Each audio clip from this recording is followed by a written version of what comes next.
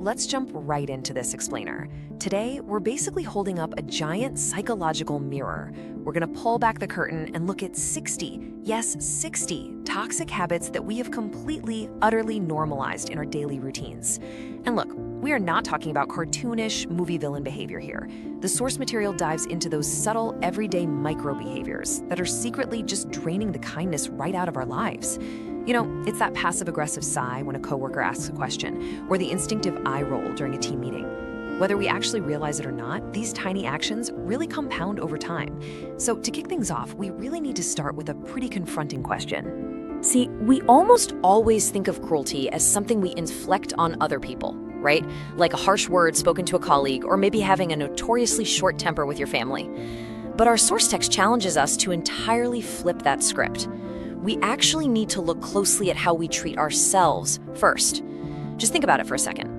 How often do you drop a simple coffee mug in the kitchen and immediately mutate into your own absolute harshest critic? You're probably muttering under your breath about how stupid or clumsy you are. Well, the foundation of all kindness or cruelty begins exactly right there, from the inside out. So we're breaking this whole thing down into 5 distinct areas today.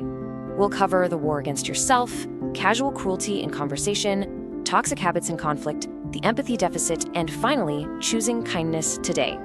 Okay, starting with part 1, the war against yourself, and exactly how we normalize self-cruelty.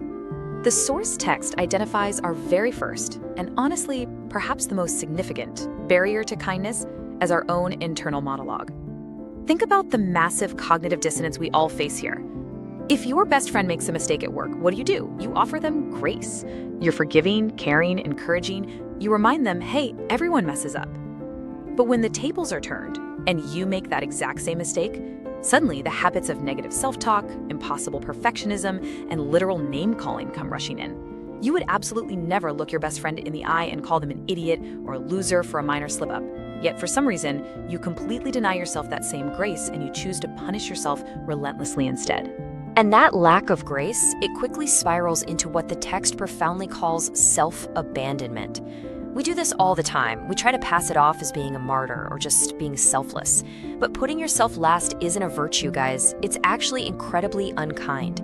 It looks like having absolutely zero boundaries, like saying yes to hosting a massive dinner party when you desperately just want to sleep.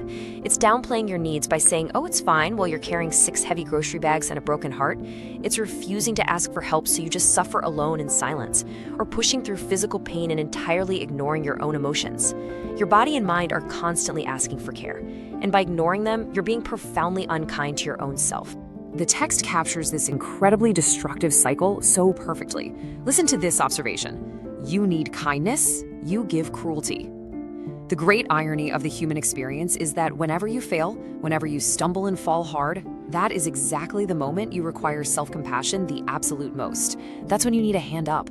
But instead, we instinctively go on the attack, making sure we kick ourselves while we're already down. Moving right along to section 2, casual cruelty in conversation. This is the everyday empathy drain. So now we start projecting all of this internal harshness outward into our daily conversations with our friends, family, and colleagues. We constantly trick ourselves into thinking we're just being honest, right? Or we're just trying to be helpful. But the source outlines several really common conversational habits that do immense quiet damage. Think about interrupting people while they speak. You're essentially proving you don't actually care what they think, only what you have to say. Or dismissing their feelings with a flippant, oh, you're fine, or just calm down, which completely invalidates their lived reality. And then there's the classic habit of one-upping someone's struggles. They say, man, I'm so exhausted today, and you instantly reply, oh, you're tired? Let me tell you about the incredibly hard week I've had. These habits do not build connection. They just make the people around you feel entirely invisible. Let me ask you this. Do you know someone who frequently uses the, hey, I'm just joking defense? The text is incredibly direct about this specific habit. It argues that sarcasm, when used as a core personality trait, is often just a shield for being mean. If you routinely use passive-aggressive comments, like a sharply delivered, wow, must be nice, to avoid saying what you actually mean, you aren't being clever and you aren't being witty. According to the source, you are actively poisoning the interaction. It's really just a defense mechanism that allows you to throw darts without taking any responsibility for the wounds they leave behind.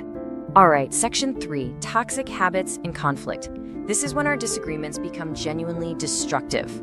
When we enter the high-stakes arena of human conflict, our absolute worst, most deeply ingrained habits are triggered, and things can spiral so incredibly fast. The source material paints a really clear step-by-step picture of this escalation. Step 1 usually starts out quietly, holding grudges. You punish someone today for something they did 3 years ago, which the text notes is really just cruelty masquerading as justice. This inevitably morphs into step 2, the silent treatment.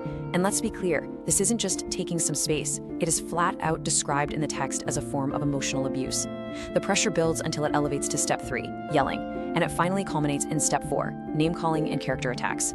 This is where, instead of addressing a specific behavior, you attack the absolute core of who the person is, saying cruel, permanent things you literally can never take back. We so often excuse this yelling by claiming, well, I'm just a passionate person, or that we just care so deeply about the issue at hand. But the source delivers a profound reality check on this. It says, volume is not passion, it's fear. When we feel unheard, when we feel out of control, or when we're just terrified of losing an argument, we instinctively raise our voices. Yelling is not a sign of strong feelings or unwavering conviction. It's actually a destructive reaction driven by deep-seated fear, and it leaves nothing but emotional ringing in the ears of the exact people we claim to love. And that brings us to the ultimate crossroads in literally any conflict. Winning the argument at all costs versus saving the relationship. The source emphasizes a really stark, unavoidable reality here. If your primary goal is to win the argument by relentlessly attacking their character instead of addressing the actual issue, yeah, you probably will win that argument. You'll back them right into a corner. But the cost is totally devastating. That temporary dopamine hit of winning a fight is never, ever worth the permanent resentment it builds. You will win the battle, but you will lose the relationship. And fundamentally, that is profoundly unkind. Okay, moving into section 4, the empathy deficit. Let's look at how we treat the world around us. When we zoom out from our personal lives, the source highlights a pretty tragic pattern in our society. Who actually bears the brunt of our collective impatience? Well, it's an even split, about 25% each across some of the most vulnerable groups. We snap at children who are literally just trying to understand how the world works. We get annoyed at the elderly for moving slowly in line, completely forgetting that they built the world we live in. We're remarkably rude to service workers who make a simple, harmless mistake with a food order. And we aggressively hunk at teenagers with student driver stickers, conveniently forgetting that we were once terrified behind the wheel too. We just completely forget that every single one of these people is just human. And this severe empathy deficit manifests in wider public arenas too, breeding what's called the cruelty of the crowd. Just look at how physical distance and digital screens act like these ultimate empathy shields. The sourceless behaviors we have shockingly normalized, escalating into intense road rage over a totally simple lane change, or transforming into keyboard warriors, leaving anonymous, cruel comments online that we would absolutely never have the courage to say to someone's face. It includes laughing and mocking someone when they trip and fall instead of, rushing to help them up. It's intentionally excluding someone from group plans, or spreading rumors just to have something interesting to talk about at the water cooler. At its core, it is all cowardice, and it actively feeds a toxic culture of unkindness. Finally, section 5, choosing kindness today. Let's talk about the power to pivot. Holding on to all these negative habits, from the internal self-sabotage to the conversational one-upping to the public cruelty, it leaves us in a very specific and honestly very dangerous psychological state. As the source text boldly states in its final point, refusing to give kindness has an incredibly steep price. If you harbor these habits, you remain still harsh, still highly critical, and ultimately still entirely alone. Your pride over kindness just isolates you on an island of your own making. But listen, there is immense hope here. The text puts it beautifully. Kindness is free. You chose not to give it. Start today, be kind to yourself first. Breaking a habit of cruelty isn't about suddenly becoming a perfect saint overnight. It's simply about taking a deep breath and pausing for just 1 second before you speak. It literally doesn't cost you a single dime to offer grace instead of judgment. And the very first step toward building real, lasting empathy for the world is choosing to offer it to yourself right now, today. Forgive your own dropped coffee mugs and your own daily mistakes so you can finally learn to forgive others for theirs. So I'm going to leave you with this final provocative thought to really chew on as we wrap up this explainer. We've held up the mirror today. Out of these 60 everyday micro-habits we've explored, from the relentless negative self-talk to the sarcastic deflections to the impatience in traffic, which one are you going to intentionally choose to break right now?